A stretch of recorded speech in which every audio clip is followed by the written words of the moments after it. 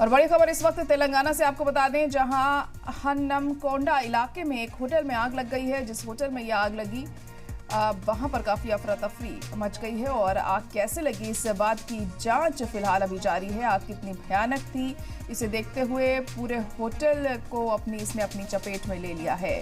तो काफी भयानक तरीके से ये आग लगी है। यहाँ पर तेलंगाना से अहम खबर इस वक्त आपको बता रहे हैं, जहां हन्नमकोंडा इलाके में एक होटल में आग लगने से हड़कंप मच गया और आग कैसे लगी इस बात की जांच अभी जारी है। ये पता नहीं चल सका है कि वजह क्या रही इस आग लगने के पीछे, मगर ये आग इतनी ज़्यादा भयानक थी कि देखते ही देखते पूरे होटल को इसने अपनी जद में ले लिया।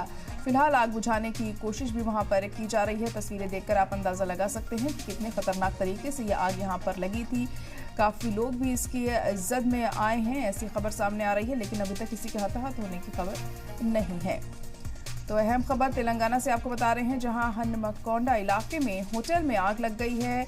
वजह साफ नहीं हो सकी है कि क्या कारण रहा इस आग के लगने के पीछे, लेकिन आग लगने के चलते यहां हड़कंप मच गया, अफरा तफरी का माहौल देखने को मिला और लोग भी काफी डरे सहमे दिखाई दिए जब ये आग लगी।